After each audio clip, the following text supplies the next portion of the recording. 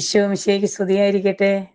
ഒത്തിരി സ്നേഹത്തോടെ സന്തോഷം നിറഞ്ഞ നല്ലൊരു ഞായറാഴ്ച പ്രാർത്ഥനാപൂർവം നമുക്ക് പരസ്പരം ആശംസിക്കാം.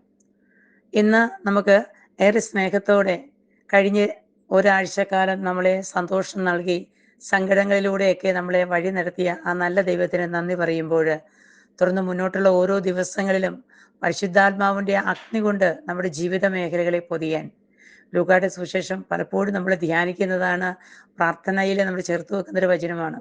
ഈ ഒരു വചനം നമ്മുടെ കൂടെ ഉണ്ടെങ്കിൽ, ഈ ഒരു അഭിഷേകം, ഈ ഒരു തീ നമ്മുടെ കൂടെ ഉണ്ടെങ്കിൽ, ഏത് കൊടുങ്കാറ്റ് വന്നാലും അവിടെയൊന്നും നമ്മളെ സ്പർശിക്കാതെ, ഇച്ചിരി ഒരു ഉലച്ചിലും ബുദ്ധിമുട്ടുകളൊക്കെ വന്നാലും നമ്മളെ സംരക്ഷിക്കുന്ന തമ്പുരാൻ്റെ ആ ചൂട് നമുക്ക് അനുഭവിക്കാൻ പറ്റും. ഇന്ന് ഈ പ്രഭാതത്തിൽ ലൂക്കായുടെ സുവിശേഷം 1-ാം അധ്യായം 35-ാം തിരുവചനത്തിൻ്റെ അഭിഷേകം നമ്മുടെ കുടുംബങ്ങളിലും സമൂഹത്തിലും നമ്മളിടപെടുന്ന വ്യക്തിബന്ധങ്ങളിലും സഭയിലൊക്കെ ഒന്ന് ആളിക്കത്താനായിട്ട്, നമ്മുടെ നിയമപാലകരിലേക്കൊക്കെ പരിശുദ്ധാത്മാവിൻ്റെ അഗ്നി ഓടിയെത്താനായിട്ട് വിശ്വാസത്തോടെ നമുക്ക് പ്രാർത്ഥിക്കാം. പരിശുദ്ധാത്മാവ് നിന്റെ മേൽ വരും, അത്യുന്നതന്റെ ശക്തി നിന്റെ മേൽ ആവസിക്കും. ഈ ഒരു ശക്തി നമ്മുടെ ജീവിതത്തിൽ നിറച്ച് ഓരോ നിമിഷവും സങ്കടങ്ങൾ, വിഷമതകളൊക്കെ കടന്നു വരുമ്പോൾ ധീരതയോടുകൂടി മുന്നോട്ട് പോകാനുള്ള കൃപയ്ക്ക് വേണ്ടി നമുക്ക് പ്രാർത്ഥിക്കാം. ഓരോ നിമിഷവും സഭയിൽ അർപ്പിക്കുന്ന പരിശുദ്ധ കുർബാനയുടെ പരിശുദ്ധ ശക്തിയോട് ചേർന്ന് നമുക്ക് പ്രാർത്ഥിക്കാം.